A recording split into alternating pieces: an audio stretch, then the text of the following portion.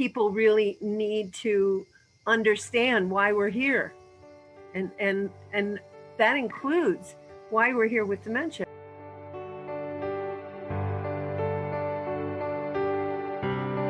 Hi, Katya. Hi, Rebecca. In those first few days when I was just observing everybody and walking around and helping with care, I was actually helping with feeding them and everything. I noticed that as dementia progressed and when they lose the ability to communicate, they start to go inward more. In other words, there's less interaction, and they're going more and more inward the less they're able to communicate with anybody outside. So I realized that they must be feeling really alone in there. If you can't communicate with people, I mean, you're basically in a world all your own. You're all by yourself.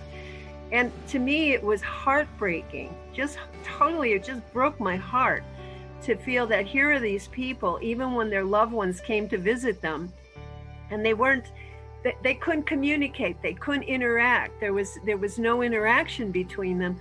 And I thought to myself, my God, they must be so alone, even when here's these people who love them and they're still so alone.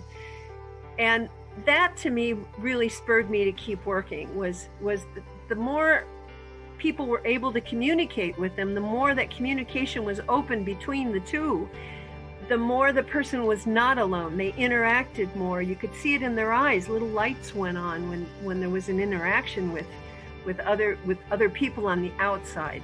So it spurred me to figure out what's going on the inside of their heads, so that I could create a program that would help with the communication, so that they could be reconnected with the outside instead of going further and further inside the dementia.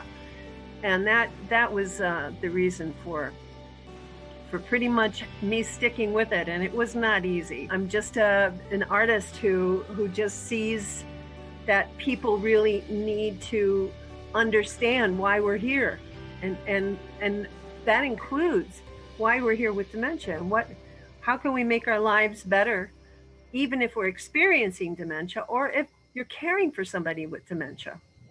And it's with my second book too. I'm now in the beginning parts of the second book that's going to be a sequel to the first one, and it's called Dementia Inside Out. And it will have much more detailed information on the perceptions of a person with dementia from the interior to the exterior, and what's happening on the inside is why that's creating either their words or their actions, or how they're perceiving the outside, and how it can be made better by the people who love them and care for them.